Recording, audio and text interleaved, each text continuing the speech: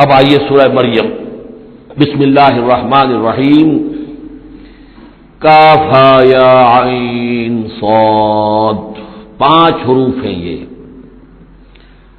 یہ ایک ہی صورت ہے قرآن مجید میں جس میں 5 حروف آئے ہیں مقطعات جڑواں۔ ایک صورت اور ہے سورہ شورا، اس میں 5 ہیں لیکن 2 علیحدہ لکھے جائیں گے، حامیم، اور ایک آیت بن جائے گی، عین سین قاف، یہ دوسری آیت ہے۔ یہاں یہ ایک ہی آیت اور جڑواں لکھے ہوئے حروف مقطعات 5 ہیں۔ ذکر رحمت ربک عبدہ زکریا، اب یہ وہی ساری چیزیں تقریباً آ رہی ہیں کہ جو ہم سورہ آل عمران میں پڑھ چکے ہیں، اور یہ اس زمانے میں نازل ہوئی جبکہ ابھی ہجرت حبشہ ہونے والی تھی اور مسلمان جا رہے تھے، اور وہاں پر وہ پوزیشن پیش آنے والی تھی کہ یہاں سے جب سفارت گئی ہے مکے کے قریش کے سرداروں کی، اور عمرو بن العاص گئے تھے جو بعد میں ایمان لے آئے، صحابی ہیں، وہ واپس لینے کے لیے کہ یہ ہمارے بگوڑے آ گئے، انہیں واپس کیجئے، تو نجاشی کے دربار میں پھر جب مسلمانوں نے اپنی فریاد کی، اپنے حالات بتائے، تو آخری داؤ یہ کھیلا عمرو بن العاص نے کہ آپ ذرا پوچھئے یہ مسیح کے بارے میں کیا کہتے ہیں، یہ تو کہتے ہیں وہ تو ایک عام انسان تھا جس کو آپ خدا مانتے ہیں۔ تو پھر نجاشی نے پوچھا کہ آپ لوگ کیا کہتے ہیں مسیح کے بارے میں، حضرت مسیح کے، تو پھر یہ آیات پڑھ کر جو ہے حضرت جعفر طیار رضی اللہ تعالیٰ عنہ، جعفر ابن ابی طالب، حضور کے چچا زاد بھائی، ابو طالب کے بیٹے، حضرت علی کے بڑے بھائی حضرت جعفر بن ابی طالب، انہوں نے یہ آیات پڑھ کر سنائی، تو نجاشی نے کہا، تنکا اٹھایا کہ جو کچھ تم نے بیان کیا ہے حقیقت میں مسیح علیہ السلام اس سے ایک تنکا بھر بھی زائد نہیں ہے، اور پھر اعلان کیا، مسلمانوں تم یہاں رہو، امن سے رہو، سکون سے رہو، اور وہ سفارت جو تھی قریش کی واپس کر دی کہ میں ان کو تمہارے ساتھ واپس نہیں بھیج سکتا، چاہے تم مجھے پہاڑوں جتنا سونا دے دو لیکن ان کو میں یہاں سے واپس نہیں کروں گا۔ ذکر و رحمت ربک عبدہ زکریا، اب ذکر تو کرنا ہے حضرت مسیح کا، لیکن جیسے وہاں پہلے یہ کہ حضرت یحییٰ کا ذکر بھی ہو جائے کہ ان کی ولادت بھی تو ایک طرح سے معجزانہ تھی، عام حالات کی تو نہیں تھی۔ حضرت زکریا کتنے بوڑھے تھے، اور ان کی جو اہلیہ تھی وہ ساری عمر جو ہے بانجھ رہی تھی، اور بڑھاپے میں اللہ نے بیٹا دیا۔ یہ ذکر ہے آپ کے رب کی رحمت کا جو اس کے بندے زکریا پر ہوئی، علی نبینا علیہ الصلوۃ والسلام، اذ نادى ربہ نداء خفیا، جبکہ انہوں نے پکارا اپنے رب کو، دعا کی چپکے چپکے دل ہی دل میں، قال رب انی وہن العظم منی، انہوں نے عرض کیا پروردگار میری ہڈیاں چٹک گئی ہیں، کمزور ہو گئی ہیں، واشتعل الراس شیبا، اور میرا سر جو ہے وہ بھڑک اٹھا ہے سفیدی سے، یعنی سفید ہو گیا ہے، بالکل سیاہ بال کوئی رہے ہی نہیں، ولم اکن بدعائک رب شقیا، اور پروردگار کبھی ایسا نہیں ہوا کہ میں نے تجھ سے کوئی دعا مانگی ہو اور میں نامراد رہا ہوں۔ آج بڑی ہمت کر کے میں ایک دعا کر رہا ہوں جو عام حالات کے اعتبار سے تو پھر بڑی غیر معمولی دعا ہے، عام حالات دیکھیں، دنیاوی مسائل کو دیکھیں، وَإِنِّي خِفْتُ الْمَوَالِيَ مِن وَرَائِي، اور مجھے اندیشہ ہے اپنے بھائی بندوں سے، رشتہ داروں سے میرے بعد، یعنی یہ کہ اس ہیکل سلیمانی کی خدمت کرنے والا مجھے کوئی مناسب آدمی نظر نہیں آ رہا کہ جو اس میری گدی پر بیٹھ سکے، میرے اس منصب کو سنبھال سکے۔ انی خفت الموالی من ورائی وکانت امراتی عاقرا، اور میری بیوی بانجھ ہے، فہب لی من لدنک ولیا، تو مجھے خاص اپنے پاس سے کوئی ولی عطا کر۔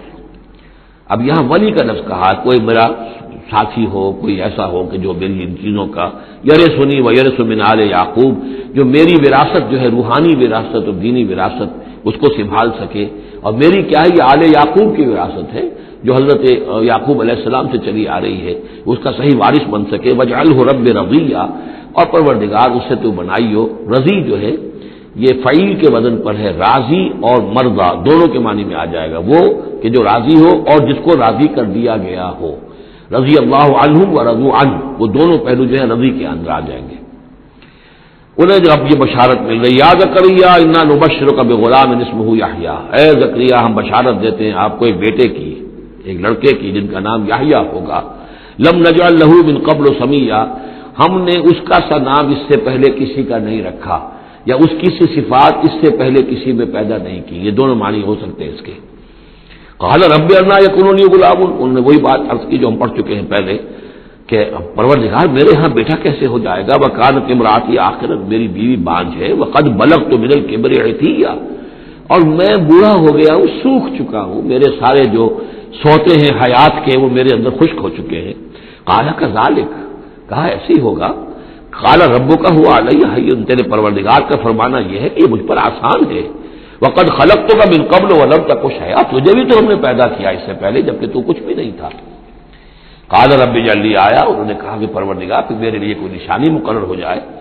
قال آیتک الا تکلم الناس ثلاث لیال سویا، کہا کہ نشانی یہ ہوگی تمہارے لیے کہ اب تم 3 دن تک متواتر، 3 راتوں تک متواتر گفتگو نہیں کر سکو گے لوگوں سے۔ وہاں سورہ آل عمران میں تھا ثلاثۃ ایام الا رمزا، 3 دن تک بات نہیں کر سکو گے مگر صرف اشاروں کناروں سے، یعنی اللہ تعالیٰ نے ان کی گویائی سلب کر لی۔ فخرج علی قومہ من المحراب، پھر وہ نکلے اپنے اس حجرے سے جہاں وہ یہ سارا راز و نیاز ہو رہا تھا، عبادت ہو رہی تھی، دعا ہو رہی تھی، مناجات ہو رہی تھی۔ فاوحی الیہم، اپنی قوم پر آ کر انہیں وحی کے ذریعے سے کہا، وہی اشارہ کرنا۔ وحی کے جو لفظی معنی ہے عربی زبان میں الاعلام بالسرعہ والخفا، کسی کو کوئی بات اشارے سے اور خاموشی سے بتا دینا، دوسروں کو پتہ نہ چلے، یہ وحی ہے۔ تو وحی جو آتی ہے اللہ تعالیٰ کی طرف سے، وہ پھر اس کی مختلف شکلیں ہیں، وہ ہم پڑھ چکے ہیں یا پڑھیں گے انشاءاللہ سورہ شورا کے اندر، جیسے تعارف قرآن کے ضمن میں اس کا تذکرہ آ چکا ہے۔ تو اللہ تعالیٰ کی طرف سے وحی۔ اوحی الیہم، انہوں نے اشارے سے کہا، بات تو کر نہیں سکتے تھے، ان سبحوا بکرۃ وعشیا، کہ یہ خاص وقت ہے، اس میں اللہ کا ایک خاص فیصلہ ہو رہا ہے، لہذا ذرا صبح و شام تم اللہ کی تسبیح و تحمید ذرا کثرت سے کرو۔ یا یحییٰ، اب ولادت ہو گئی حضرت یحییٰ کی، وہ مخاطب ہے۔ یا یحییٰ خذ الکتاب بقوۃ، یحییٰ کتاب کو مضبوطی سے تھام لو۔ ظاہر بات ہے کہ تورات موجود تھی، زبور موجود تھی، اور نبیوں کے صحیفے موجود تھے۔ وآتیناہ الحکم صبیا، اور ہم نے حکمت اور دانائی اسے بچپن ہی میں عطا کر دی، بچپن ہی میں اللہ تعالیٰ نے انہیں، کیوں سمجھیے کہ یہ دونوں شخصیتیں جو کنٹمپریریز ہیں، حضرت مسیح اور حضرت یحییٰ، جان دی بیپٹسٹ اور جیزس آف نازریت، یہ دونوں جو ہے غیر معمولی شخصیتیں ہیں، عام لوگوں کی طرح کی نہیں ہیں۔ انبیاء اور رسل کے اندر بھی ان کی قسم کے اوصاف جو ہیں آپ کو اور نہیں ملیں گے۔ تو فرمایا کہ ان کو بچپن ہی میں ہم نے حکمت عطا کر دی، وحنانا من لدنا، اور سوز و گداز، ہم سے محبت، اور محبت بھی سوز و گداز والی، ان کی طبیعت کے اندر رقت، سوز و گداز، حنانا من لدنا وزکا، اور ہم نے ستھرائی، پاکیزگی، پاکی ان کی گھٹی کے اندر گھول گھول کر ڈال دی۔ وکانا تقیہ، اور بہت ہی متقی تھے، وبرم بوالدیہ، اور اپنے والدوں کے ساتھ بہت حسن سلوک کرنے والے، ادب کرنے والے، ولم یکن جبارا عصیا، نہ وہ خود سر تھے اور نہ سخت تھے، بلکہ یہ کہ شاید یہ اس قسم کی کوئی باتیں غالباً کہیں انجیل وغیرہ میں آ گئی ہوں گی جس کی نفی کے لیے یہ الفاظ یہاں آ رہے ہیں، اس لیے کہ حضرت مسیح کے بارے میں تو انجیل میں کچھ الفاظ ہیں کہ حضرت مریم کو انہوں نے استحقار کے ساتھ خطاب کیا، وہ عورت، اس طرح کے الفاظ، تو قرآن نے کہا کہ نہیں، وہ ایسا نہیں تھا، وہ اپنی والدہ کے ساتھ اس طرح کی جو ہے گستاخی کے ساتھ پیش آنے والا نہیں تھا، شاید ایسی کوئی بات تو میرے ذہن میں نہیں ہے۔ وسلام علیہ یوم ولد، اور سلام اس پر جس دن کہ اس کی ولادت ہوئی، وہ یوم یموت، اور جس دن کہ وہ مرے، وہ یوم یبعث حیا، اور جس دن کہ وہ اٹھایا جائے دوبارہ زندہ کر کے۔ اب یہ تو قصہ ہو گیا حضرت زکریا اور حضرت یحییٰ کا۔ واذکر فی الکتاب مریم، اب ذکر کیجئے اس کتاب میں، قرآن میں، مریم کا، سلام علیہا، اذ انتبذت من اہلہا مکانا شرقیہ، جبکہ انہوں نے اپنے آپ کو اپنے لوگوں سے ایک شرقی گوشے کے اندر مقید کر لیا، کوئی اعتکاف کی شکل جیسے ہوتی ہے، کوئی پردہ لگا دیا ہوگا کہ ہیکل کے مشرقی گوشے کے اندر کہیں انہوں نے عبادت کے لیے یا کوئی خاص اسی طرح کے معاملے کے لیے لوگوں سے علیحدہ ہو کر، فاتخذت من دونہم حجابا، ان سے انہوں نے پردہ تان لیا، اور لوگوں سے علیحدہ ہو کر، باقی لوگ جو تھے ان سے علیحدہ ہو کر وہ گویا خلوت کا ایک سامان ہو گیا۔ فارسلنا الیہا روحنا، تو ہم نے اس کی طرف اپنے ایک فرشتے کو بھیج دیا، روح فرشتہ، پھر دیکھیے نوٹ کر لیجیے، فرشتہ بھی روح، وحی بھی روح، اور قرآن بھی روح، اور روح انسانی بھی روح۔ فارسلنا الیہا روحنا فتمثل لہا بشرا سویا، تو اس نے صورت اختیار کر لی ان کے سامنے ایک مکمل انسان کی۔ قالت انی اعوذ بالرحمن منک ان کنت تقیا، اب حضرت مریم سلام علیہا ایک دم دہشت زدہ ہو گئی، میں اللہ کی پناہ طلب کرتی ہوں تم سے، اگر تو واقعی کوئی تقی ہے، وہ نیک آدمی ہے، یعنی اس میری خلوت میں، میری علیحدگی کے اندر اس طرح اچانک تمہارا آ جانا کوئی برا ارادہ تو نہیں ہے، کوئی نیت تمہاری خراب تو نہیں ہے، انی اعوذ بالرحمن منک، میں پناہ پکڑتی ہوں رحمان کی تم سے، ان کنت تقیہ، اور اس میں اپیل بھی ہے اگر تم متقی ہو اور اللہ کے ڈرنے والے ہو تو کسی غلط قسم کا ارادہ نہ کرنا۔ قال انما انا رسول ربک، انہوں نے کہا نہیں، میں انسان نہیں ہوں، میں تو آپ کے رب کی طرف سے بھیجا ہوا فرشتہ ہوں، لأہب لک غلاما زکیہ، اللہ تعالیٰ نے مجھے بھیجا ہے کہ آپ کے لیے ایک بہت ہی پاک اولاد جو ہے وہ میں آپ کو عطا کروں آپ کے لیے۔ قالت انا یکون لی غلام، حضرت مریم نے کہا میرے لیے بیٹا کیسے ہو جائے گا؟ ولم یمسسنی بشر، مجھے کسی مرد نے آج تک چھوا تک نہیں ہے، ولم اکو بغیہ، اور نہ میں کوئی آبرو باختہ عورت ہوں، میں کوئی اس طرح کی آوارہ عورت نہیں ہوں، نہ کسی مرد سے میرا کوئی معاملہ ہوا ہے۔ قال کذالک قال ربک هو علی حی، ایسے ہی ہوگا بغیر کسی مرد کے اس کے تعلق کے اور بغیر کسی اور اس طرح کے معاملے کے اولاد آپ کے ہاں ہوگی، بیٹا ہوگا۔ قال ربک هو علی حی، آپ کا رب فرماتا ہے کہ مجھ پر بڑا آسان ہے، میرے لیے کوئی بھاری بات نہیں ہے۔ وَلِنَجْعَلَهُ آیَةً لِلنَّاسِ، اور اس کو تو ہم بنانا چاہتے ہیں لوگوں کے لیے ایک نشانی۔ حضرت عیسیٰ کی ولادت معجزانہ، رفع سماوی معجزانہ، پھر بڑے بڑے معجزے جو ہیں، تو اس اعتبار سے واقعہ یہ ہے کہ ان کی شخصیت بہت ہی ایک یعنی غیر معمولی اور بہت ممیز شخصیت ہے۔ وَرَحْمَةً مِنَّا، انہیں ہم ذریعہ بنانا چاہتے ہیں اپنی رحمت کا۔ وَكَانَ أَمْرًا مَقْضِيًّا، اور یہ تو وہ کام ہے، یہ فیصلہ وہ ہے، كَانَ أَمْرًا مَقْضِيًّا، یہ طے شدہ ہے، اللہ کی طرف سے اس کا فیصلہ ہو چکا ہے۔ فَحَمَلَتْهُ، تو انہیں اس کا حمل ٹھہر گیا۔ فَانْتَبَذَتْ بِهِ مَكَانًا قَصِيًّا، تو اب وہ اسے لے کر دور جگہ چلی گئی۔ یہ ہے بیت اللحم، جو 8 میل کے فاصلے پر تھا اس ہیکل سلیمانی سے۔ وہاں علیحدگی میں، چونکہ اب ظاہر بات ہے کہ حمل بڑھے گا، اب لوگ کیا ہے دیکھیں گے، کیا کریں گے، کسی جگہ پر انہوں نے تنہائی میں کسی جگہ جا کر اپنے آپ کو علیحدہ جو آئسولیٹ کر لیا، فانتبذت میں ہی آئسولیٹ کر لیا اپنے آپ کو، اب اس کو لے کر اپنے حمل کو لے کر فانتبذت به مکانا قصیا، ایک دور کی جگہ بعید مکان میں۔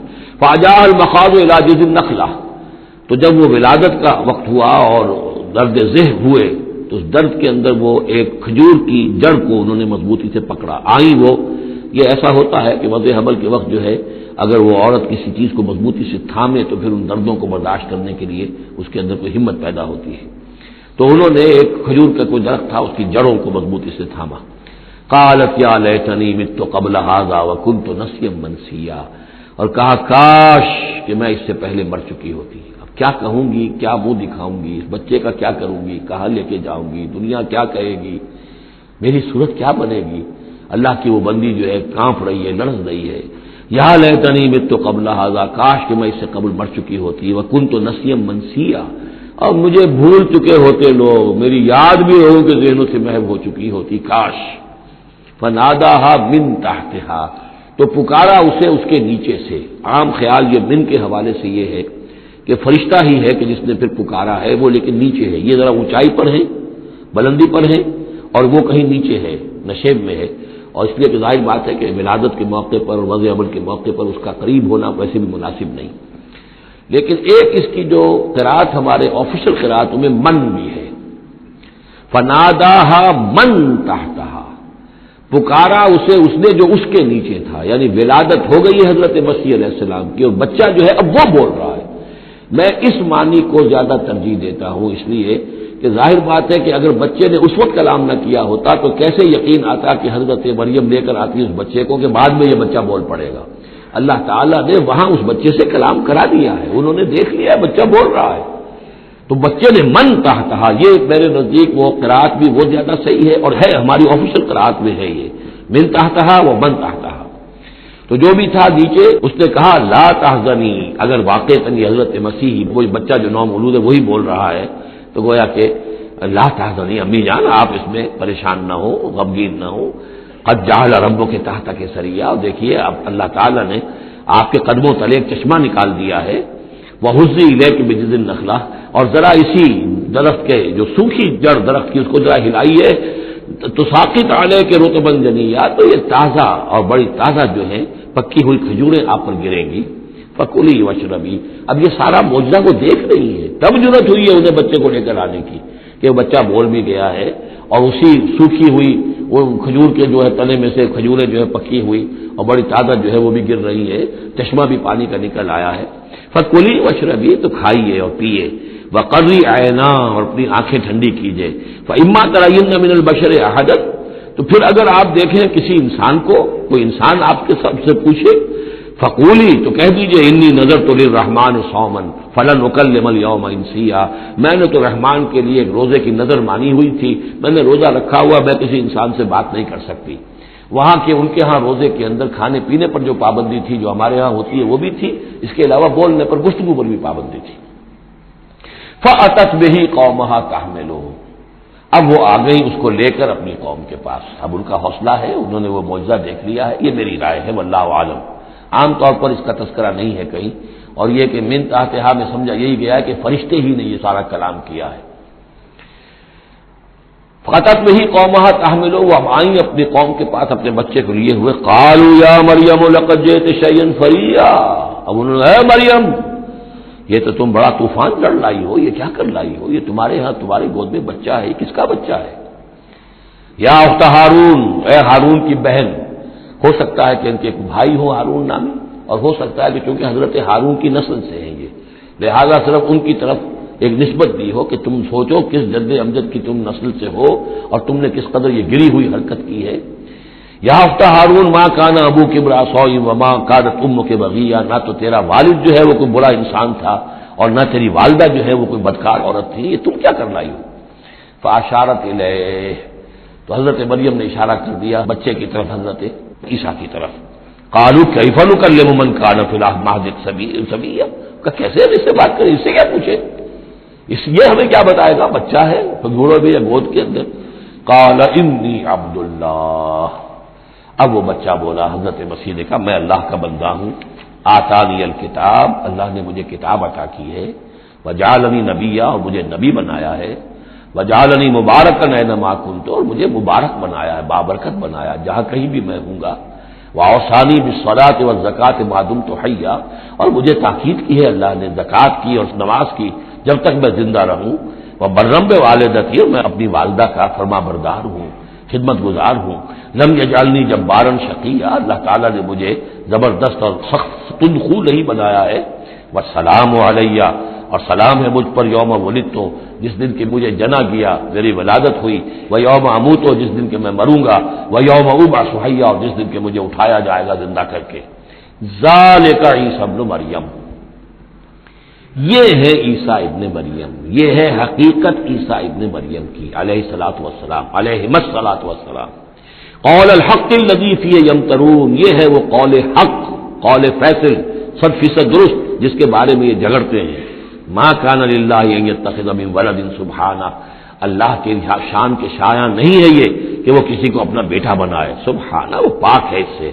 اذا قضى امرا فانما يقول له كن فيكون، جب وہ کسی چیز کا فیصلہ کرتا ہے تو وہ کہتا ہے کہ ہو جا، وہ ہو جاتی ہے۔ یعنی جو باپ کا حصہ تھا ولادت مسیح میں، وہ اللہ تعالیٰ کے ایک حرف کن کے ذریعے سے پورا ہوا، اسی لیے یہ کلمہ ہے، اللہ کلمۃ منہ، اللہ کا خاص کلمہ ہے۔ باقی چیزیں جو ہے انسان کے ہاں جو بھی قانون و قاعدے کے مطابق، جو بھی بایولوجیکل جو طریقہ ہے اس کے مطابق ہو رہے ہیں وہ چل رہا ہے، لیکن جہاں وہ ایک رکھنا ہے وہاں اللہ کا ایک خصوصی کن جو ہے اس نے اس خلا کو پر کیا ہے۔ ان اللہ ربی و ربکم، اور یقینا اللہ ہی میرا بھی رب ہے اور تمہارا بھی رب ہے، فاعبدوہ، پس اسی کی بندگی کرو اور پرستش کرو، ھذا صراط مستقیم، یہی سیدھا راستہ ہے۔ فاختلف الاحزاب من بینہم، تو جماعتوں نے، گروہوں نے، فرقوں نے اپنے آپس میں اختلافات پیدا کر لیے، غلط باتیں جو ہے گھڑ لی۔ فویل للذین کفروا من مشہد یوم عظیم، تو ہلاکت اور بربادی اور تباہی ہے ان کافروں کے لیے اس دن کی پیشی، اس بڑے دن کی پیشی سے۔ اس بڑے دن جب پیش ہو گئے، حقیقت کھل جائے گی، حضرت مسیح کی حقیقت بھی واضح ہو جائے گی، تو جو انہوں نے من گھڑت عقیدے بنا لیے تھے، جن لوگوں نے ان عقیدوں پر جان دی ہوگی، ان کے لیے پھر ہلاکت اور بربادی ہوگی۔ اسمع بہی، وہ آپ سے اس پیشی کے دن تو ان کی سماعت بھی کیا اچھی ہوگی اور آنکھیں بھی کتنی کھلی ہوں گی، ہر حقائق کو وہ دیکھ رہے ہوں گے، کیا ہی اچھا سن رہے ہوں گے اور کیا ہی اچھا دیکھ رہے ہوں گے۔ یوم یاتوننا، جس دن کہ وہ ہمارے پاس آئیں گے، لیکن الظالمون اليوم فی ضلال مبین، لیکن آج یہ ظالم جو ہے کھلی گمراہی میں مبتلا ہے۔ وانذرہم یوم الحسرۃ اذ قضی الامر، اور اے نبی ان کو خبردار کر دیجیے اس یوم الحسرت سے، وہ جو یوم قیامت ہے، حسرت کا دن ہے وہ، جس دن کے فیصلے کر دیے جائیں گے۔ وہم فی غفلۃ فہم لا یؤمنون، اور یہ غفلت کے اندر مبتلا ہے اور ایمان نہیں لائیں گے۔ انا نحن نرث الارض ومن علیہا، ہم ہی یقیناً وارث ہوں گے زمین کے، سب ختم ہو جائیں گے، زمین اور اس کا سب کچھ جو کچھ ہے مال، اس کی وراثت ہمیں منتقل ہو جائے گی۔ وَإِلَيْنَا يُرْجَعُونَ، اور ہماری ہی طرف یہ لوٹائے جائیں گے۔ وَاذْكُرْ فِي الْكِتَابِ ابراہیم، اور ذرا تذکرہ کیجئے اس کتاب میں ابراہیم کا بھی۔ انہ کان صدیقا نبیا، یقیناً وہ صدیق نبی تھے۔ اس کی اصل حقیقت پر کل گفتگو ہوگی۔ اذ قال لابیہ، یاد کرو جب کہ انہوں نے کہا اپنے والد سے، یا ابت، ابا جان، لما تعبد ما لا يسمع ولا يبصر، کیوں آپ پوچھتے ہیں، بندگی کرتے ہیں ایسی چیزوں کی جو نہ سن سکتے ہیں نہ دیکھ سکتے ہیں، ولا یغنی عنک شیئا، نہ آپ سے کسی چیز کو دور کر سکتے ہیں کہ آپ کے کچھ کام آ سکتے ہیں۔ یا ابت، ابا جان، یہ بہترین مقام ہے قرآن مجید کا کہ کوئی داعی، کوئی مبلغ، کوئی حق کی طرف بلانے والا اپنے بڑے کو، کسی بزرگ کو اگر بلا رہا ہو تو کس انداز میں بلائے گا؟ ظاہر بات ہے کہ اس کا ادب ملحوظ رکھتے ہوئے، یا ابت، ابا جان، اس انداز میں، لٹ مارنے کے انداز میں نہیں۔ یا ابت انی قد جاءنی من العلم ما لم یاتک، ابا جان میرے پاس وہ علم آیا ہے جو آپ کے پاس نہیں آیا تھا، میرے پاس وہی آئی ہے، اللہ نے مجھے حقائق سے واقف کیا ہے۔ فإما یأتینکم منی ھدی، میرے پاس وہ ہدایت آئی ہے، فاتبعنی، بس میری پیروی کیجیے، میرے پیچھے چلیے، میرا کہنا مانیے، اہدک صراط سویا، میں آپ کو دکھاؤں گا سیدھا راستہ، رہنمائی کروں گا آپ کی سیدھی راستے کی طرف۔ یا ابت، ابا جان، لا تعبد الشیطان، دیکھیے شیطان کی بندگی نہ کیجیے، ان الشیطان کان للرحمن عصیا، یقیناً یہ شیطان جو ہے وہ رحمان کا باغی تھا، نافرمان تھا، اس نے سرکشی کی تھی۔ یا ابت انی اخاف ان یمسک عذاب من الرحمن، ابا جان مجھے بڑا اندیشہ ہے کہ آپ کو رحمان کی طرف سے کوئی عذاب آپ پر نہ آ جائے، آپ پکڑے آپ کو رحمان کی طرف سے کوئی عذاب، فتکون للشیطان ولیا، تو پھر آپ شیطان ہی کے ساتھی بن کر رہ جائیں۔ قال راغب انت عن آلہتی یا ابراہیم، کہاں یہ لجاجت ہے، کہاں یہ استدعاء کا انداز ہے، کہاں یہ فرعونی انداز میں کہا ہے باپ نے، ابراہیم کیا تم میرے آلہہ سے، میرے معبودوں سے کنارہ کشی کر رہے ہو؟ راغب انت عن آلہتی یا ابراہیم لئن لم تنتہی، اگر تم باز نہ آئے، لارجمنک، میں تمہیں رجم کر دوں گا، ہلاک کر دوں گا، سنسار کر دوں گا، واہجرنی ملیہ، اور فوراً تو ذرا میری نگاہوں سے دور ہو جاؤ، میں تمہاری اس بات کو برداشت نہیں کر سکتا، فوراً میری نگاہوں سے دور ہو جاؤ، کچھ دیر کے لیے تو میری نگاہوں سے چلے جاؤ۔ قال سلام علیک، انہوں نے کہا سلام، ساستغفر لک ربی، میں اپنے رب سے آپ کے لیے استغفار کرتا رہوں گا، انہ کان بی حفیہ، وہ مجھ پر بڑا مہربان ہے، واعتزلکم وما تدعون من دون اللہ، اور میں کنارہ کشی کرتا ہوں آپ سے بھی اور ان تمام معبودوں کو جن کو آپ پوج رہے ہیں اللہ کے سوا، وادعو ربی، میں تو اپنے رب کو پکاروں گا، اسی سے دعا کروں گا، عسیٰ اللہ اکون بدعاء ربی شقیہ، اور مجھے یقین ہے کہ میں اپنے رب کو پکار کر اس سے دعا کر کے نامراد نہیں رہوں گا۔ فلما اعتزلہم، جب ابراہیم نے ان سے کنارہ کشی کر لی، وما یعبدون من دون اللہ، اور ان سب سے بھی کنارہ کشی کر لی جن کو پوج رہے تھے اللہ کے سوا، وہبنا لہ اسحاق و یعقوب، تو ہم نے اسے اسحاق جیسا بیٹا، یعقوب جیسا پوتا عطا کیا، وکلا جعلنا نبیا، اور ان دونوں کو بھی ہم نے نبوت سے سرفراز فرمایا، ووہبنا لہم من رحمتنا، اور ان کو ہم نے خاص اپنی رحمت سے، فضل سے عطا فرمایا، وجعلنا لہم لسان صدق علیہ، اور ان کے لیے ہم نے اعلیٰ تذکرہ اور اعلیٰ شہرت جو ہے دنیا کے اندر باقی رکھی۔ رفعنا لک ذکرک کی طرح حضرت ابراہیم علیہ السلام اور ان کی آل کا بھی دنیا کے اندر بول بالا رہا۔ واذکر فی الکتاب موسیٰ انہ کان مخلصا وکان رسولا نبیا ونادیناہ من جانب الطور الایمن وقربناہ نجیا ووہبنا لہ من رحمتنا اخاہ ہارون نبیا واذکر فی الکتاب اسماعیل انہ کان صادق الوعد وکان رسولا نبیا وکان یأمر اہلہ بالصلاۃ والزکاۃ وکان عند ربہ مرضیا واذکر فی الکتاب ادریس انہ کان صدیقا نبیا ورفعناہ مکانا علیا صدق اللہ العظیم۔ رب اشرح لی صدری ویسر لی امری واحلل عقدۃ من لسانی یفقہوا قولی۔ اللهم ربنا الہمنا رشدنا واعذنا من شرور انفسنا، اللهم ارنا الحق حقا وارزقنا اتباعه وارنا الباطل باطلا وارزقنا اجتنابه، اللهم ربنا آنس وحشتنا في قبورنا وارحمنا بالقرآن العظيم، اللهم اجعله لنا إماما ونورا وهدى ورحمة، اللهم ذكرنا منه ما نسينا وعلمنا منه ما جهلنا وارزقنا تلاوته آناء اللیل وآناء النہار واجعلہ لنا حجۃ یا رب العالمین آمین۔ کل ہم نے سورہ مریم کا آغاز کر لیا تھا اور تقریباً نصف کا ہم ترجمہ کر چکے ہیں، لیکن یہ بات بیان ہونے سے رہ گئی کہ مکی اور مدنی صورتوں کے جس تیسرے گروپ میں اس وقت ہم ہیں، جس کی مکیات کا آغاز ہوا تھا سورہ یونس سے، تو اس میں 9 صورتیں ہم پڑھ چکے ہیں۔ جیسا کہ میں نے عرض کیا، وہ 9 صورتیں تین صورتوں کے سب گروپس کی شکل میں ہیں۔ ہر سب گروپ میں ایک جوڑا ہے جس کے اندر وہ نسبت زوجیت بتمام و کمال موجود ہے، اور ایک منفرد مزاج کی صورت ہے۔ سورہ یونس، سورہ ہود ایک جوڑے کی حیثیت سے، سورہ یوسف منفرد ہے، ایک ہی نبی کے حالات پر پوری صورت جو ہے وہ مشتمل ہے۔ پھر سورہ رعد اور سورہ ابراہیم یہ جوڑے کی شکل میں ہے۔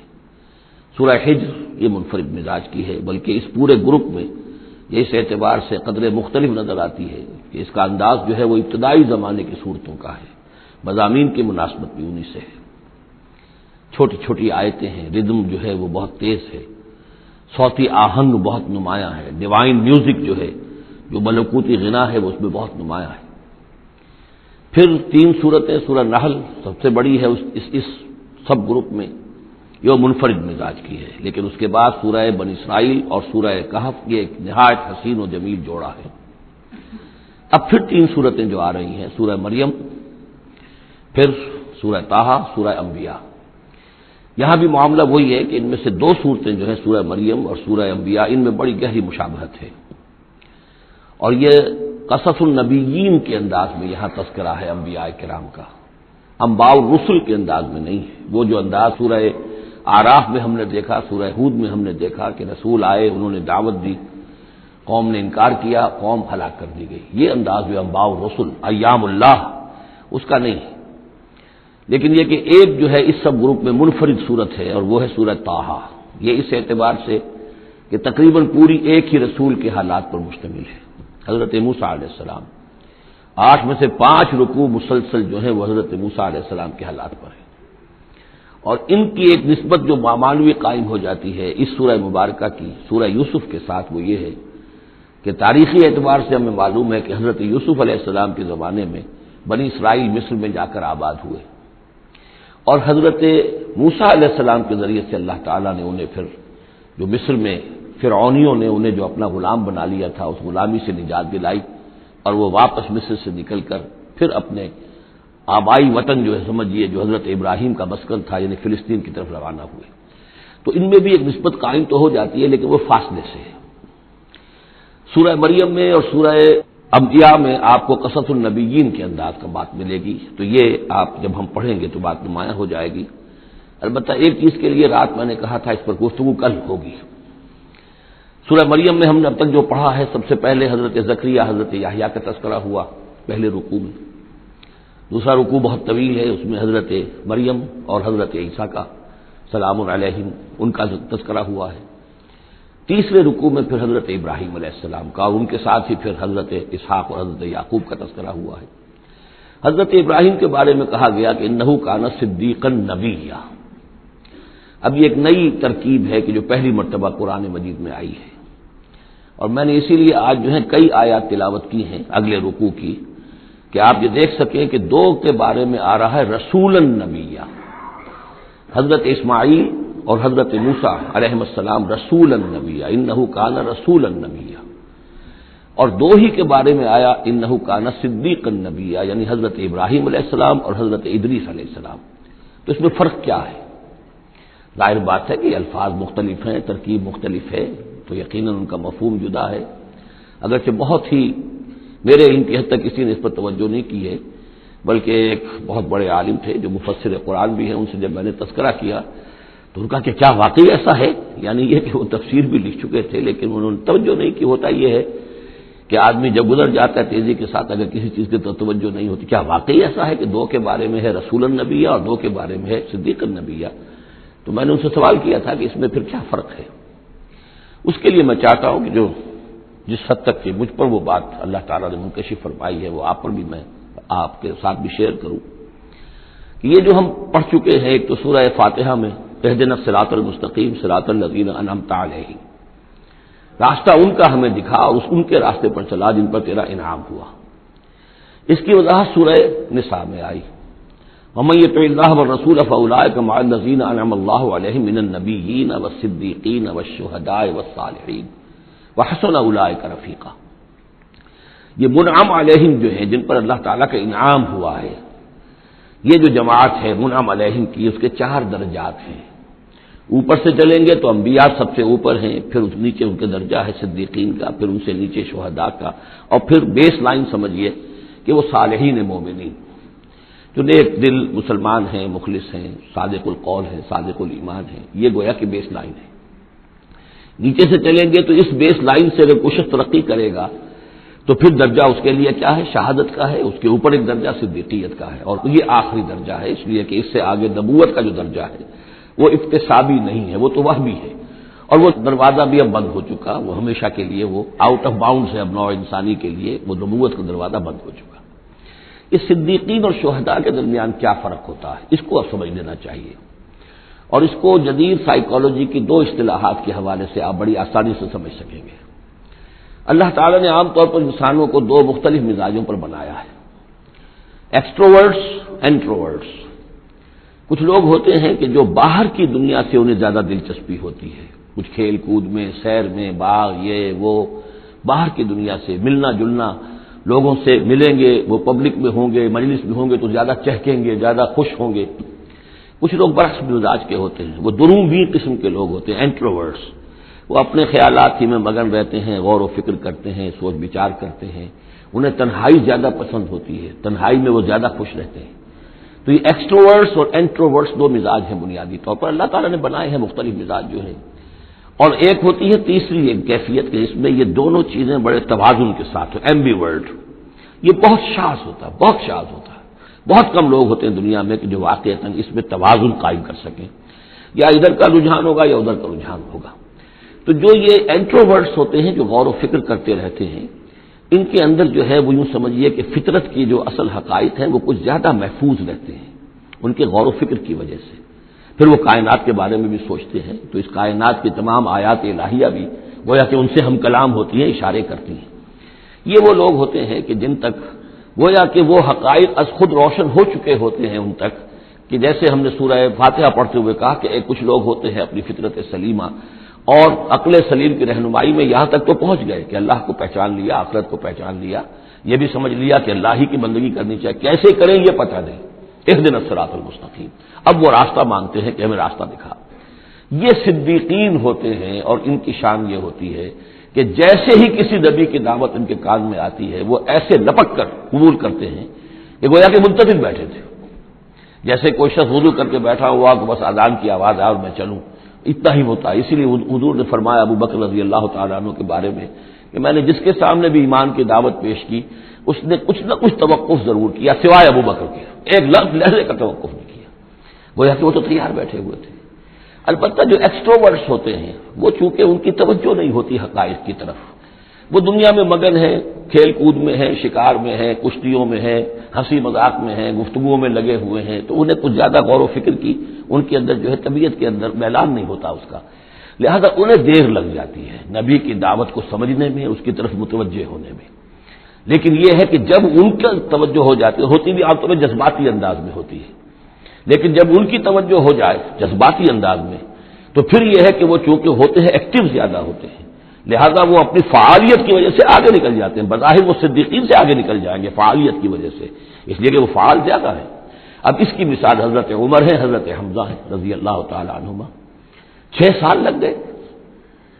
حضرت عمر کے بارے میں تو آپ کہہ سکتے ہیں کہ سب کوئی گھرانہ مختلف تھا، وہ بنو عدی میں سے تھے، حضور بنو ہاشم میں سے تھے، لیکن حضرت حمزہ کو کیوں دیر لگ گئی؟ 6 سال سگے چچا ہیں، دودھ شریک بھائی ہیں، ساتھ کے کھیلے ہم جولی ہیں، نہایت محبت کرنے والے حضور سے، اور اسی کیفیت کے اندر وہ ایمان لائے کہ ایک روز آئے باہر سے، شکار کھیل کر آ رہے تھے، کئی دن باہر رہے تھے، واپس آئے تو ابھی گھر میں داخل نہیں ہوئے تھے، لونڈی نے کہا کہ آج تو ابو جہل نے بڑی گستاخی کی ہے آپ کے بھتیجے کے ساتھ، اور بس یہ سنتے ہی آگ بگولا ہو کر گئے ہیں، کمان جا کے ماری ابو جہل کے سر میں کہ تم نے یہ کیا ہے، اور اسی وقت کا اچھا میں اس پر ایمان لایا، آپ کرو مقابلہ تم، یہ ان کے ایمان کا معاملہ ہے۔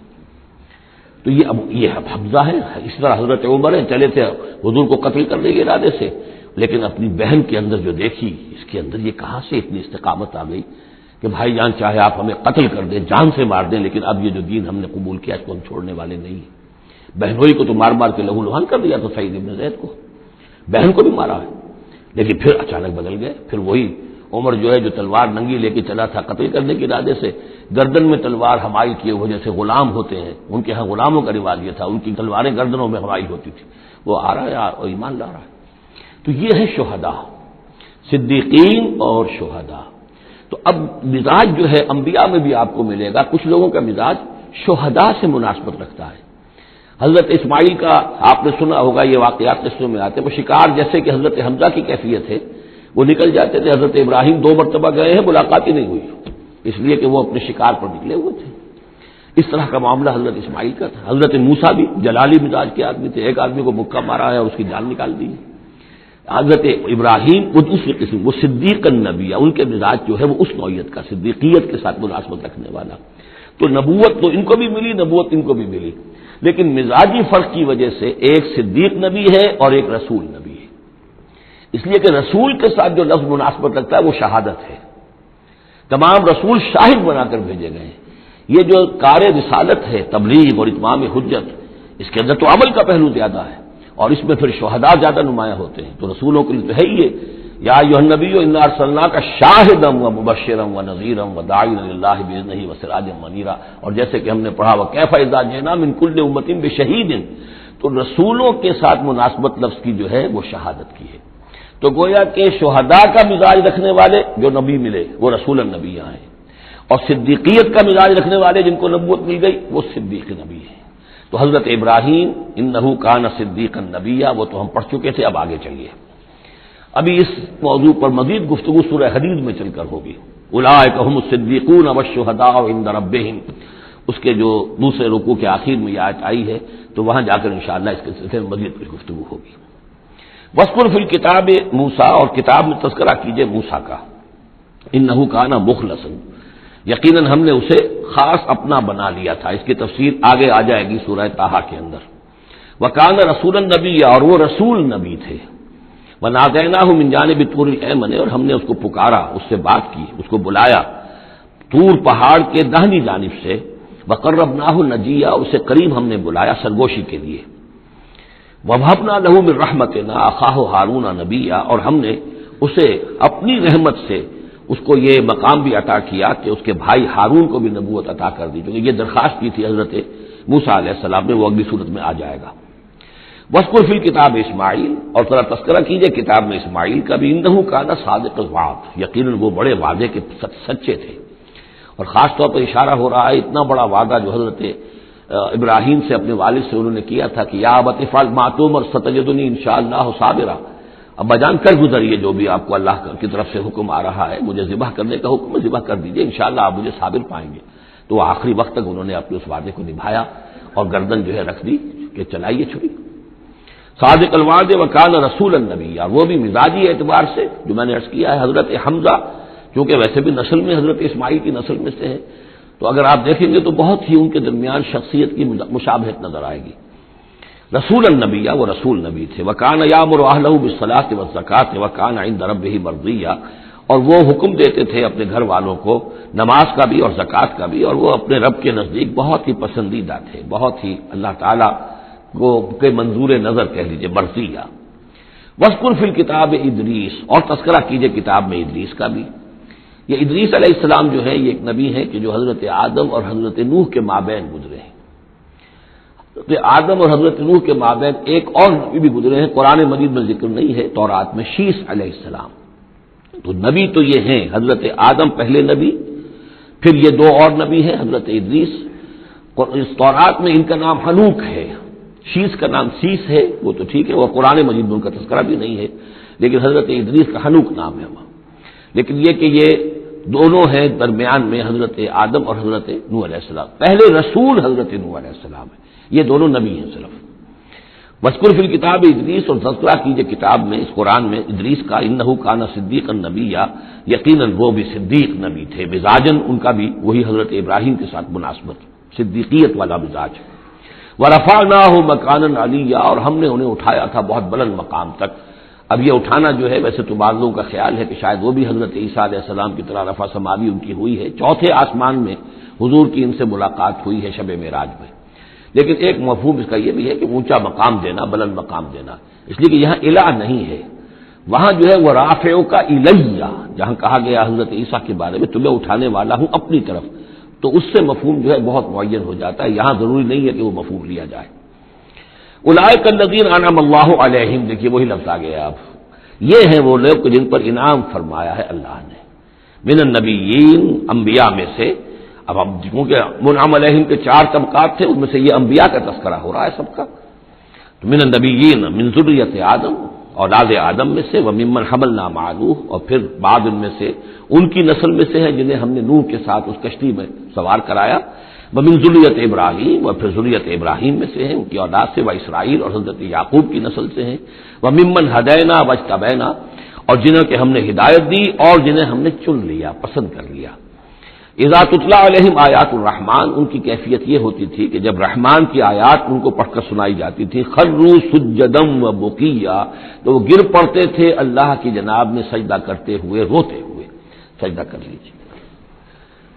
فخلف من بعدہم خلف، پھر ان کی جگہ پر بعد میں آ گئے، ان کے جانشین ہوئے، ان کے وارث ہوئے ایسے ناخلف لوگ۔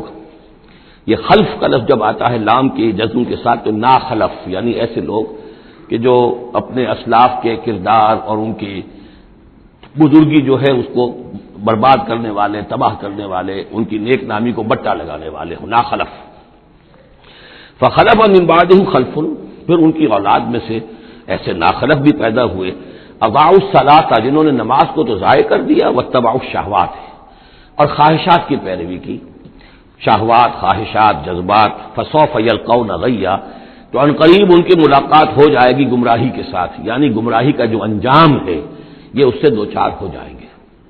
الا من تاب وآمن وعمل صالحا، سوائے اس کے کہ جو توبہ کریں اور ایمان لائیں اور نیک عمل کریں، فاولئک يدخلون الجنہ، وہ لوگ جنت میں داخل ہوں گے، ولا یظلمون شیئا، اور ان پر قطعاً کوئی ظلم نہیں کیا جائے گا، ان کا کوئی حق تلفی نہیں کی جائے گی، ان کے پورے اعمال کا انہیں بدلہ مل جائے گا۔ جنات عدن التی وعد الرحمن وعبادہ بالغیب، یعنی ان کو کیا ملے گا؟ وہ باغات، ریزیڈینشل گارڈن، بسنے والے باغات، رہنے والے باغات، جن کا کہ وعدہ کیا تھا رحمان نے اپنے بندوں سے غیب میں، یعنی ظاہر بات ہے قرآن مجید میں وعدہ ہو رہا ہے، تو ابھی نہ وہ جنت ہمارے سامنے ہے، نہ خود اللہ تعالیٰ جو ہے روح در روح ہمارے سامنے ہے، ہم ایمان لا رہے ہیں اس پر غیب، یؤمنون بالغیب۔ انہ کان وعدہ ماتیا، یقیناً اس کا وعدہ جو ہے وہ تو پورا ہونے والا ہی ہے، اس کو تو وقت پر پہنچنا ہی ہے، اب وہ اپنی جگہ پر پختہ ثابت ہوگا۔ لا یسمعون فیہا لغوا الا سلاما، وہ نہیں سنیں گے اس میں کوئی لغو بات، بس صرف سلام ہی سلام، ہر طرف سے فرشتے آ رہے ہیں تو سلام، قیلا سلاما سلاما۔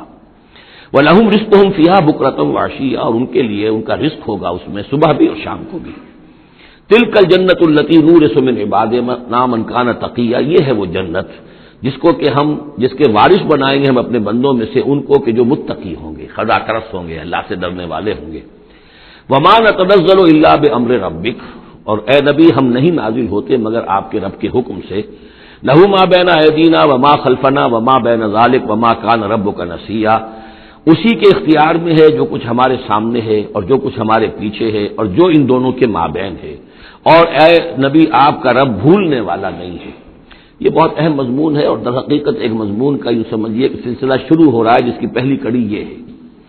اس کو یوں سمجھیے کہ حضور صلی اللہ علیہ وسلم کو جو قرآن مجید سے شغف تھا اور محبت تھی اور شوق تھا آپ کا، تو جو وقفہ پڑ جاتا تھا وہی میں، وہ آپ پر بڑا شاق گزرتا تھا، آپ چاہتے تھے کہ وہی جلدی جلدی آئے تاکہ آپ اس سے اور اپنے وجود پرنور کو مزید منور کریں۔ آپ جو ہے قرآن مجید سے جو آپ کو عشق تھا اس کے بنا پر اس میں آپ کو اجلت رہتی تھی کہ جلدی آئے قرآن۔ تو اس حوالے سے آپ نے حضرت جبرائیل سے شکوہ کیا کہ آپ وقفے وقفے سے آتے ہیں، ہم انتظار کرتے رہتے ہیں۔ اس کا یہ جواب ہے جو جہاں دیا جا رہا ہے، وما نتنزل الا بامر ربک، اے نبی ہم اپنی مرضی سے نہیں نازل ہو سکتے، ہم نہیں نازل ہوتے مگر آپ کے رب کے حکم سے۔ لہو ما بین ایدینا، یہ بہت ہی یوں سمجھیے کہ گہرے الفاظ ہیں. لہو ما بین ایدینا وما خلفنا، جو ہمارے آگے ہے اس کا اختیار بھی اللہ ہی کا ہے، جو ہمارے پیچھے ہے اس کا اختیار بھی اللہ ہی کا ہے.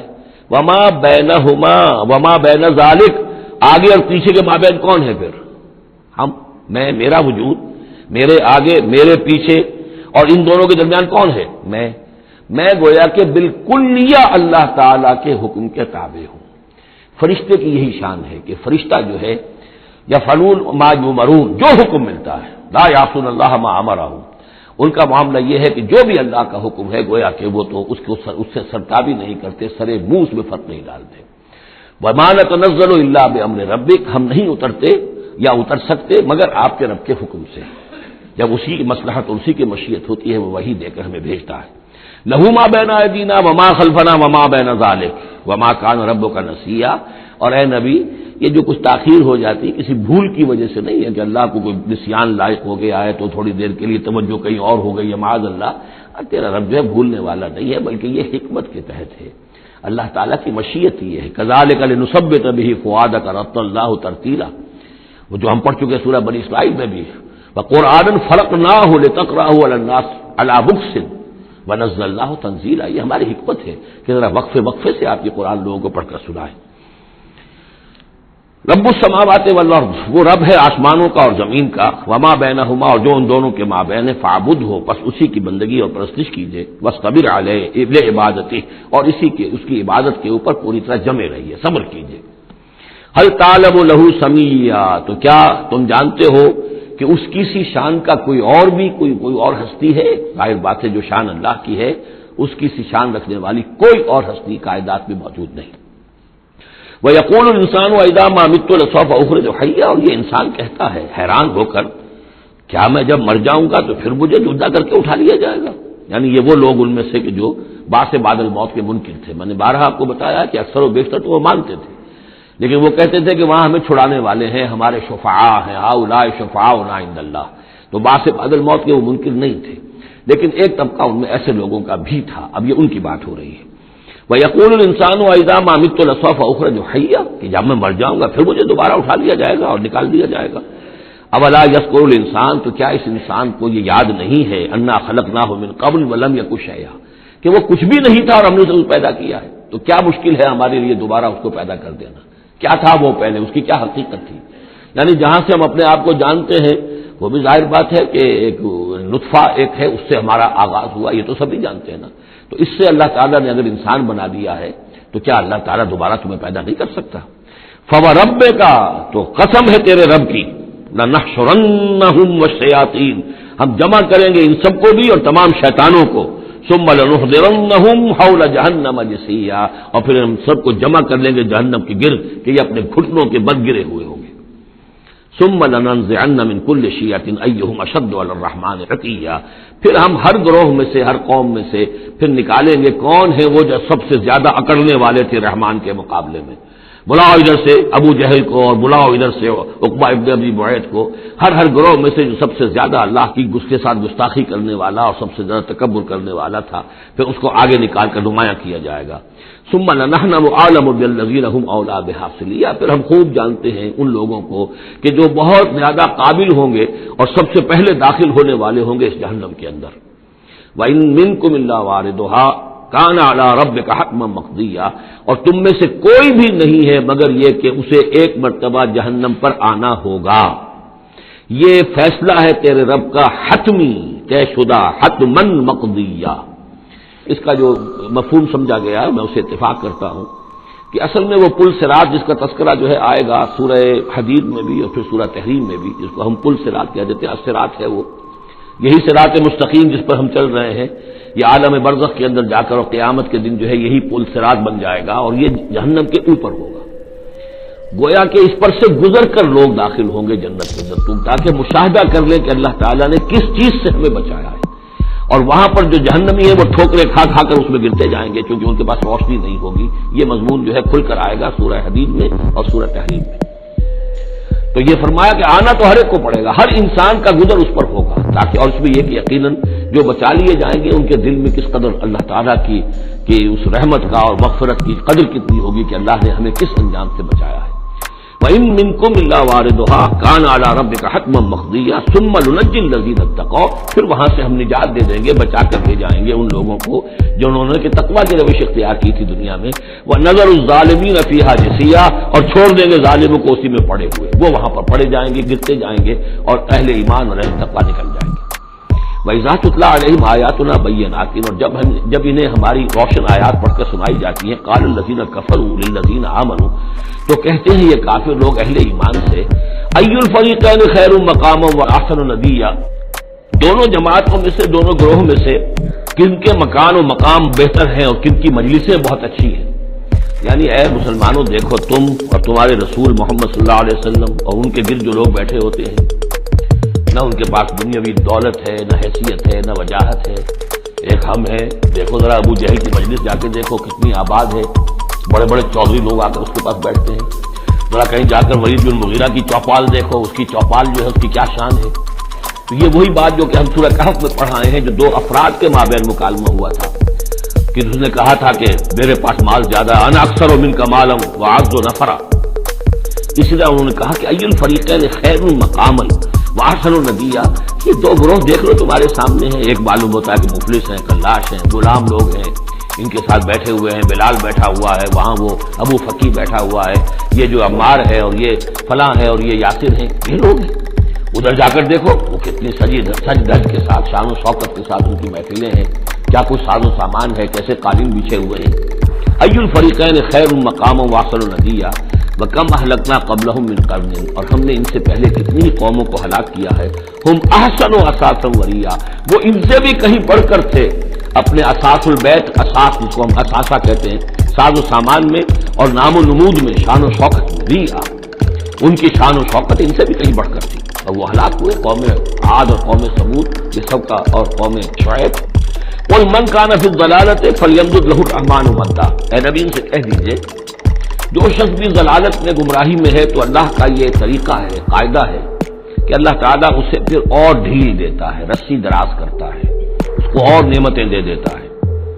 حتی اذا رأوا ما یوعدون، یہاں تک کہ جب اچانک وہ وقت آ جائے گا کہ جس کے ان کو دھمکی دی جا رہی ہے، اما العذاب و اما الساعہ، یا تو دنیا میں عذاب آ جائے، عذاب ہلاکت، عذاب استحصال، یا قیامت، فسیعلمون، تب وہ جان لیں گے، من ہوا شر مکانم واضعف جندا، کہ کون ہے جو اپنے مقام و مرتبے کے اعتبار سے بدتر ہے، اور کون ہے کہ جو اپنے لاؤ لشکر کے اعتبار سے کمزور تر ہے۔ اس وقت پتہ چلے گا کہ محمد زیادہ طاقتور تھے صلی اللہ علیہ وسلم، یا ابو جہل زیادہ طاقتور تھا۔ آخرت میں جا کر حقیقت کھل جائے گی۔ اس وقت تو یہ ایک سراب ہے، نظر آ رہا ہے، ڈرامہ ہے، کھیل ہو رہا ہے، حقیقت جو ہوگی وہ منکشف ہو جائے گی اس میں۔ وَيَزِيدُ اللَّهُ الَّذِينَ اهْتَدَوْا هُدًى، اور اللہ تعالیٰ ان لوگوں کی ہدایت میں اضافہ کرتا ہے جو ہدایت کی راہ اختیار کرتے ہیں، اللہ بڑھاتا ہے ان لوگوں کو ہدایت میں کہ جنہوں نے ہدایت اختیار کی۔ والباقیات الصالحات خیر عند ربک ثوابا وخیر مردا، اور یقیناً نیک باقی رہنے والے تو نیک عمل ہے، یہ مال و دولت باقی رہنے والا نہیں، یہیں کی شے یہیں رہ جائے گی۔ باقیات الصالحات، بقا اگر ہے، دوام ہے انسان کے ساتھ، اس عالم آخرت میں جانے والی کوئی شے ہے تو باقیات الصالحات نیک کام ہے۔ خیر عند ربک ثوابا، وہ یقیناً تیرے رب کے نزدیک بہت بہتر ہے، بدلے کے اعتبار سے بھی، وہ خیر مردا، اور اس اعتبار سے بھی کہ لوٹ کر جایا جائے ان کے پاس، جب ہم وہاں پہنچیں گے ہمیں اپنے اعمال جو ہے وہ منتظر ملیں گے، ان کی جزا، بلکہ یہ کہ کہا جائے گا یہ تمہارے اعمال ہی ہیں، ان کی شکل بدل گئی ہے۔ افرأیت الذی کفر بآیاتنا وقال لأوتین مالا وولدا، تو کیا تم نے دیکھا اس شخص کو جو ہماری آیات کا تو کفر کرتا ہے اور کہتا ہے مجھے تو لازماً ملے گا، مال بھی ملے گا اور اولاد بھی ملے گی۔ یہ وہی بات سمجھ لیجیے سورہ کہف میں آ چکی ہے۔ اس نے کہا تھا وَلَئِن رُدِدتُّ إِلَىٰ رَبِّي لَأَجِدَنَّ خَيْرًا مِنْهَا مُنْقَلَبًا، تم جو ہو جوتیاں پھٹکار رہے ہو یہاں پر بھی، تمہیں وہاں بھی کچھ ملے گا۔ اگر واقعی آخرت ہو ہی گئی، اول تو مجھے گمان نہیں، میں نہیں سمجھتا کہ وما اظن الساعۃ قائمۃ ولئن رددت الی ربی لاجدن خیرا منها منقلبا، تو مجھے وہاں پر بھی اچھا ہی ملے گا جیسے یہاں اچھا ملا ہوا ہے۔ وہی اسی طرح یہ ہے کہ ان کا ہمیں تو وہاں پر بھی ملے گا، آخرت میں بھی بہت سا مال بھی ملے گا، اولاد بھی ملے گی۔ اطلاع الغیب، یہ دنیا بھی مراد ہو سکتی ہے لیکن میرے نزدیک آخرت کی مراد ہے۔ اطلاع الغیب، کیا وہ غیب پر مطلع ہو چکا ہے، اس نے جھانک کر دیکھ لیا ہے غیب کو، ام اتخذ عند الرحمن عہدا، یا وہ کوئی رحمان سے عہد لے چکا ہے پکا، قول و قرار لے چکا ہے جس پر اس یقین سے کہہ رہا ہے کہ اسے تو مال بھی ملے گا اور اولاد بھی ملے گی. کلا ہرگز نہیں. سنکتب ما یقول، جو کچھ یہ کہہ رہا ہے وہ ہم لکھ لیں گے تاکہ جواب دہی پوری کرنی پڑے کہ کیا کیا بکواس تم کیا کرتے تھے. وَنَمُدُّ لَهُ مِنَ الْعَذَابِ مَدًّا، اور پھر عذاب کے اندر ہم اس کے اضافہ کرتے چلے جائیں، عذاب کو اس کے لیے کھینچتے چلے جائیں. وَنَرِثُهُ مَا يَقُولُ، اور جو کچھ وہ کہہ رہا ہے اس کے وارث تو ہم ہوں گے، سارا مال دنیاوی سامان جو بھی کچھ ہے وہ تو ہماری وراثت میں آ جائے گا. وَيَأْتِينَا فَرْدًا، اور وہ جب آئے گا ہمارے سامنے ہماری عدالت میں پیش ہونے کے لیے تو ایک فرد کی حیثیت سے آئے گا. نہ اولاد ساتھ ہوگی، نہ مال، نہ قدم، نہ حشم، نہ قوم، نہ ہم نشین، نہ حاشیہ نشین، کوئی نہیں ہوگا. وَاتَّخَذُوا مِن دُونِ اللَّهِ آلِهَةً، انہوں نے اللہ کے سوا کچھ اختیار کر لیے ہیں اپنے معبود، لِيَكُونُوا لَهُمْ عِزًّا، تاکہ وہ ان کے مددگار بنے، ان کے لیے سہارا بنے، پشت پناہ بنے، اللہ کے ہاں انہیں کچھ چھڑا سکے عذاب سے. کلا ہرگز نہیں. سَيَكْفُرُونَ بِعِبَادَتِهِ، وہ تو ان کی عبادت کا انکار کریں گے، جیسا کہ پہلے بھی آ چکا ہے. وہ فرشتے ہوں اور یا اللہ ہوں، انبیاء ہوں، حضرت عیسیٰ ہوں، شیخ عبد القادر جیلانی ہوں، کوئی بھی ہو، ان کا تو مانگو تو کفر کرے گا. تم کیا کہہ رہے ہو؟ ہمیں تو معلوم بھی نہیں تھا کہ تم ہم سے دعائیں کرتے رہے اور ہمیں سمجھتے رہے کہ ہم تمہیں چھڑا لیں گے. سَيَكْفُرُونَ بِعِبَادَتِهِمْ، وہ انکار کریں گے ان کی عبادت کا. وَيَكُونُونَ عَلَيْهِمْ ضِدًّا، اور وہاں ان کے مخالف ہوں گے، انہیں وہاں پر پروسیکیوٹ کروائیں گے. أَلَمْ تَرَ أَنَّا أَرْسَلْنَا الشَّيَاطِينَ عَلَى الْكَافِرِينَ تَعُزُّهُمْ عَزًّا، کیا تم نے دیکھا نہیں کہ ہم کافروں پر شیاطین کو بھیجتے رہتے ہیں؟ یعنی یہ کہ یہ شیاطین جن جو ہیں یہ ان پہ حملہ آور ہوتے رہتے ہیں اور انہیں خوب ابھارتے رہتے ہیں گناہوں کے اوپر، اور انہیں اور سرکشی کے اوپر آمادہ کرتے رہتے ہیں. وجہ کیا ہے کہ خود انہوں نے شیطان کی رفاقت کو اختیار کی. فلا تعجل علیہم، اب یہ مضمون یہاں دوسری مرتبہ آ گیا عجلت میں. فلا تعجل علیہم، ایک تو فرمایا قرآن مجید کے ضمن میں عجلت نہ کیجیے، اس کی جو بھی تنزیل ہے وہ اللہ تعالیٰ کی حکمت کے تحت جو کوئی تنزیل ہے اس کا اسی کو آپ سمجھیے کہ خیر اسی کو، آپ کا شوق اپنی جگہ ہے، لیکن یہ کہ ایک دوسری بات فلا تعجل علیہم، ان کے بارے میں بھی آپ جلدی نہ کیجیے. ایسا نہ ہو کہ آپ کے دل میں یہ خیال آئے کہ اب ان کفار مکہ کی رسی جو ہے مزید دراز نہیں ہونی چاہیے، اب ان کو پکڑ لیا جانا چاہیے، انہوں نے حد کر دی ہے. جس طریقے سے کہ حضور کو ضد کیے ہوئے تھے وہ ہم دیکھتے چلے آ رہے ہیں سورہ انعام سے. لیکن اے نبی جلدی نہ کیجیے. فلا تعجل علیہم، ان کی مخالفت، علی یہاں پر آ رہا ہے. فلا تعجل علیہم انما نعد لهم عدا، ہم ان کی پوری پوری گنتی کر رہے ہیں، ایک ایک عمل ان کا لکھا جا رہا ہے، ہر چیز کا ان کو جواب دہی کرنی ہوگی، ہر چیز کی ان کو سزا مل جائے گی. لیکن یہ کہ ہمارے ہر کام کے اندر جو بھی فطری تدریج ہے، اس کی جو توقیت ہے، اس کا جو نظام ہم نے بنا رکھا ہے وہ اسی کے مطابق ہوگا. یوم نحشر المتقین الی الرحمن وفدا، یاد کرو جس دن کی ہم جمع کریں گے اہل تقویٰ کو، وہ رحمان کی طرف آئیں گے مہمانوں کی صورت میں، جیسے مہمانوں کا استقبال ہوتا ہے. وفد آیا ہے. وَنَسُوقُ الْمُجْرِمِينَ إِلَىٰ جَهَنَّمَ وِرْدًا، اور جو مجرم ہیں انہیں ہم دھکیلیں گے، دھکے دیں گے، ہانک کر لے جائیں گے جہنم کی طرف، جیسے کہ کوئی پیاسے جانور جاتے ہیں گھاٹ کی طرف. لَا يَمْلِكُونَ الشَّفَاعَةَ إِلَّا مَنِ اتَّخَذَ عِندَ الرَّحْمَٰنِ عَهْدًا، کسی کے بھی کوئی شفاعت کام نہیں آئے گی سوائے اس کے کہ جس نے رحمان کے پاس اپنا ایک مقام حاصل کر لیا ہے. یعنی ایک شخص جو ہے بنیادی طور پر اللہ کے ساتھ اس نے اپنا عہد نبھایا ہو، اللہ کی بندگی کر رہا ہو، کوئی خطائیں ہو گئی ہیں، کوئی غلطیاں ہو گئی ہیں، جیسے کوئی پھسل جاتا ہے، کوئی کمزور بھی ہوتا ہے انسان، ایسے لوگوں کے لیے تو شفاعت مفید ہو سکتی ہے. لیکن جو سرے سے اس عہد کی خلاف ورزی کر رہے ہوں، جو بجائے مشرق کے ان کا رخی مغرب کی طرف ہو، بجائے کعبے کے ان کا رخی جو ہے کسی اور شے کی طرف ہو، تو ظاہر بات ہے کہ ان کے لیے شفاعت نہیں. وقالوا اتخذ الرحمن ولدا، اور انہوں نے ایک اور عقیدہ گھڑ لیا ہے کہ رحمان نے اپنے لیے اولاد اختیار کی ہے. لقد جئتم شیئا ادا، دیکھو تم نے یہ بہت بڑی بھاری بات کہی ہے، یہ بہت بڑی گستاخی ہے اللہ کی جناب میں. اور کتنی بھاری گستاخی ہے ذرا نوٹ کیجئے الفاظ. تکاد السماوات یتفطرن منہ، قریب ہے کہ آسمان پھٹ پڑے تمہاری اس گستاخی پر. وتنشق الارض، اور قریب ہے کہ زمین شق ہو جائے. وتخر الجبال حدا، اور یہ پہاڑ جو ہے دھماکے کے ساتھ گر پڑے. ان دعوا للرحمن ولدا، کہ انہوں نے رحمان کے لیے بیٹا قرار دیا، بیٹی قرار دی. مشرکین عرب نے فرشتوں کو خدا کی بیٹیاں بنا دیا، عیسائیوں نے حضرت مسیح کو خدا کا بیٹا بنا دیا، اور یہودیوں نے عزیر کو خدا کا بیٹا بنا دیا. ان دعوا للرحمن ولدا وما ينبغي للرحمن ان يتخذ ولدا، رحمان کے تو یہ شایان شان ہی نہیں ہے کہ وہ کسی کو اولاد بنائے. یہ اس کی وضاحت میں کر چکا ہوں کہ اولاد کی ضرورت اس کو ہوتی ہے جو خود فانی ہو.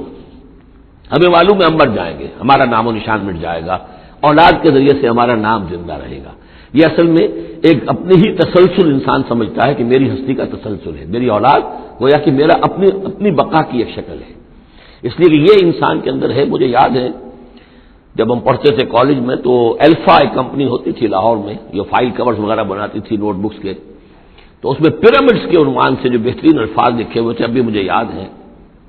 Still and resolute, calm and self-possessed, still and resolute, the pyramids echo unto eternity, the defiant cry of man's will to survive and conquer the storms of time. کہ یہ جو ان لوگوں نے فرائضہ نے اتنے بڑے بڑے پیرامڈز بنا دی، کیا کے لیے بنا دیے؟ تاکہ ہمارا نام رہے.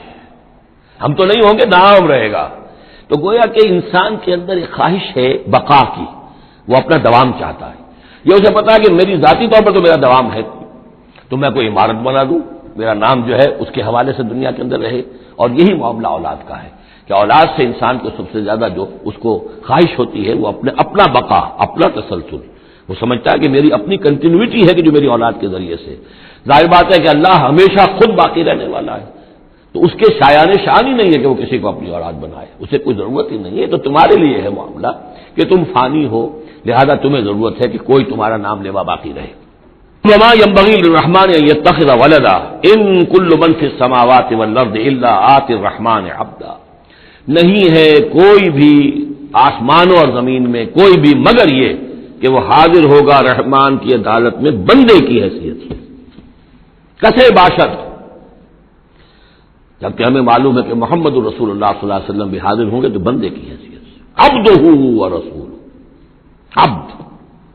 اور حضور فرماتے ہیں کہ اس روز میدان حشر میں لواء الحمد بیدی، میرے ہاتھ میں ہوگا حمد کا جھنڈا، اور اس روز جو میں حمد کروں گا اللہ کی وہ آج نہیں کر سکتا. اللہ تعالیٰ کی حمد بیان کریں گے محمد رسول اللہ عدالت خداوندی میں کھڑے ہو کر. تو معلوم یہ ہوگا کہ جو بھی آئے گا بندہ بن کر آئے گا. وہ عیسیٰ ہو یا عیسیٰ ابن مریم انت قلت للناس اتخذونی وامي الہین من دون اللہ، یہ سوال کیا جائے گا کہ نہیں. تو فرمایا کہ ان کل من فی السماوات والارض، یقیناً کوئی نہیں ہے آسمانوں اور زمین میں، الا آتی الرحمن عبدا، مگر وہ رحمان کی خدمت میں آئے گا، حاضر ہوگا بندے کی حیثیت سے.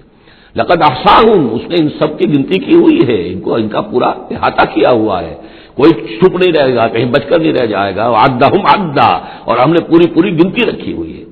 وکلہم آتی ہے یوم القیامت فردا، اور قیامت کے دن یہ سب کے سب آئیں گے تو ایک فرد کی حیثیت سے، انڈیویجول کیپیسٹی میں محاسبہ ہوگا. نہ ماں باپ ساتھ ہوں گے کوئی شفاعت کرنے کے لیے، کوئی گڑگڑانے کے لیے، نہ اولاد ہوگی، نہ شوہر کے ساتھ جوری ہوگی، نہ جورو کے ساتھ شوہر ہوگا، کچھ نہیں. ہر ایک شخص نفسی نفسی، اپنی جان. وکلہم آتی ہے یوم القیامت فردا. میری جو کتاب ہے سابقہ اور موجودہ مسلمان امتوں کا ماضی، حال اور مستقبل، اس میں ایک چیپٹر ہے قرآن کا قانون عذاب، کہ عذاب جو قوموں کے اوپر آتا ہے وہ دنیا میں آتا ہے. آخرت کا عذاب جو ہے وہ افراد کے لیے ہے. محاسبہ اجتماعی جو ہوتا ہے وہ اللہ کا دنیا میں ہوتا ہے، لیکن آخرت کا حساب وہ جو ہے محاسبہ انفرادی ہے. ان الذین آمنوا وعملوا الصالحات سیجعل لهم الرحمن ودا، یقیناً جو لوگ ایمان لائے اور جنہوں نے نیک عمل کیا، ان قریب رحمان ان کے لیے محبت پیدا کر دے گا، یعنی لوگوں کے دلوں میں محبت ڈال دے گا.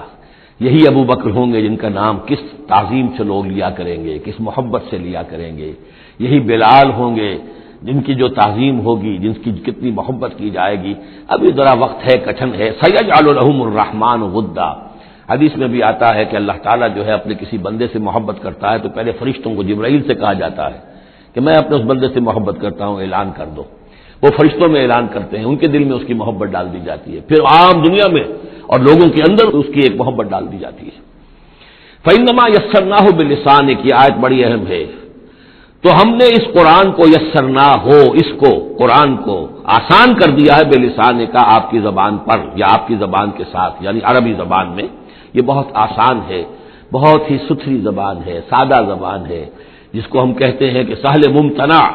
اس کے اندر ثقالت نہیں ہے، بوجھل پن کا نہیں ہے، بہت بھاری بھرکم الفاظ کہیں کہیں شاذ آئے ہیں، ورنہ عام طور پر قرآن مجید جو بڑی سلیس زبان میں ہے۔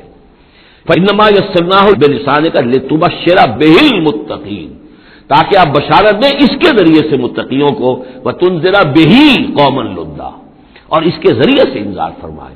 یعنی آپ کی دعوت کا مرکز و محور اور آپ کا آلہ جو ہے، آلہ دعوت، آلہ انقلاب، وہ قرآن مجید ہے۔ انذار کیجئے قرآن کے ذریعے، تبشیر کیجئے قرآن کے ذریعے، تذکیر کیجئے قرآن کے ذریعے۔ فذکر بالقرآن من یخاف وعید، تذکیر ہو، واعظ ہو قرآن کے ذریعے۔ یا ایھا الناس قد جاءتکم موعظۃ من ربکم، اس سے بڑا واعظ اور کوئی نہیں۔ تزکیہ نفس و قرآن کے ذریعے سے، شفاء لما فی الصدور یہ ہے، سورہ یونس میں بھی آ چکا، سورہ بنی اسرائیل میں بھی آ چکا، وَنُنَزِّلُ مِنَ القرآن مَا هُوَ شِفَاءٌ وَرَحْمَةٌ لِّلْمُؤْمِنِينَ۔ تو قرآن مجید ہی در حقیقت دعوت اور تربیت کا اور تعلیم کا گویا کہ اس کا محور ہے، مرکز و محور۔ فإنما يسرناه بلسانك لتبشر به المتقين وتنذر به قوما لدا وكم أهلكنا قبلهم من قرن، اور ان سے پہلے ہم نے کتنی ہی قوموں کو ہلاک کیا۔ هل تحس منهم من أحد، ان میں سے کسی کی کوئی آہٹ تمہیں نظر آتی ہے؟ کہیں کوئی باقی ہے نام و نشان؟ کہیں عاد کا کوئی نام و نشان باقی ہے؟ اور تسمع لهم ذکرا، یا کہیں ان کی کوئی بھنک تمہارے کان میں آتی ہے؟ معلومات نسیم منسیہ، ختم ہو گئے۔ تو اسی طریقے سے یہ آج اکڑ رہے ہیں، ان کا حال بھی یہی ہو جائے گا۔ بارک اللہ لی ولکم فی القرآن العظیم ونفعنی وإیاکم بالآیات والذکر الحکیم۔